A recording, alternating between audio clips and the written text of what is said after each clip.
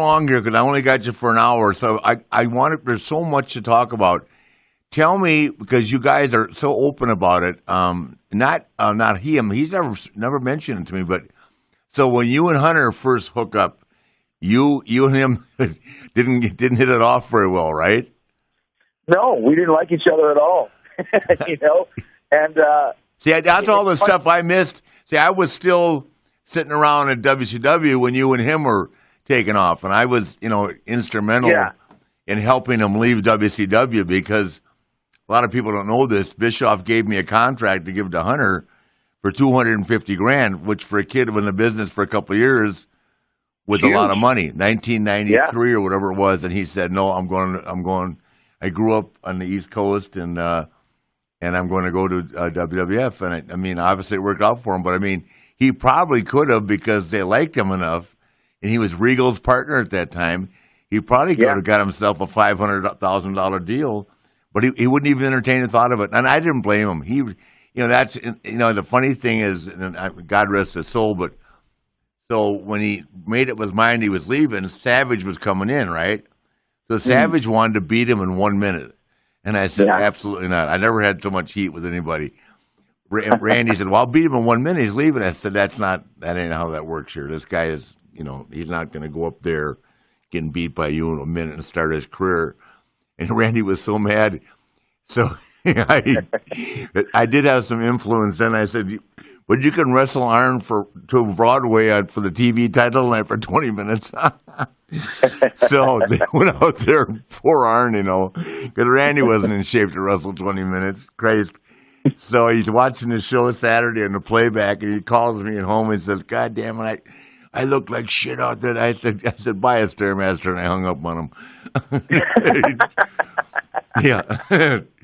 Oh yeah, he wanted to beat Hunter in like 1 minute. The mentality of that stuff. And I said, "Guys, that's not flying here. This guy has worked his butt off. He's headed out to start his life. You've got enough victories. You don't need to beat somebody in 1 minute, right?" So, and that was kind of the mindset for WCW for a lot of guys. That's why I think everyone wanted to get out of there. If you were a younger guy in WCW, you could see that if you wanted to make your name and really be a top guy, it wasn't really the right place because all the top guys were already cemented in there. Mm-hmm. So it was hard as a young guy. So you did want to leave because you knew, in my case, I wasn't offered half as much money from WWE as I was by WCW, but I didn't care. It wasn't about the money. It was about going there to make a name for myself and to become what I always thought that I could be and what I always dreamt of being, And once again, you asked me about Hunter, and I think going back to what I said earlier in the show is that the Monday Night Wars were real. So when I came to WWE all by myself, I didn't have a gang. I had no friends there because all my friends were still in WCW. I was a real, not ostracized, but I was like, that's the guy from WCW. He's one of those guys that vowed to put us out of business. And I think that's one of the reasons why Hunter didn't like me. We've talked about this since. We're actually really close friends now. But at the time, instead of looking at it as I'm a painter and I have an extra color of paint that I can work with now, it was like, this guy is the enemy.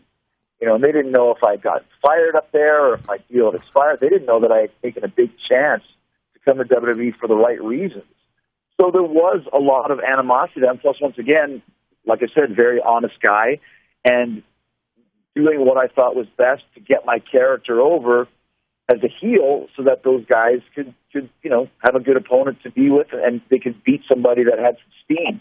Mm-hmm. But when you get a guy coming over from WCW saying that, WWE is boring, this place sucks, it needs to be saved, everybody in the back is terrible or whatever I was saying, you're getting guys in the back that are going, who does this guy think he is? And I don't blame him. If it was me sitting back there, I would have probably done the same thing. So it was very rough for me when I first came in. And plus, my first feud in the WWE was against China. Vince put me against her and said, "Do you have any problems working with a woman?" I said no, even though I'm thinking, are you kidding me? But always put on a smile, and you of all people know this, do the best you can with what you're given,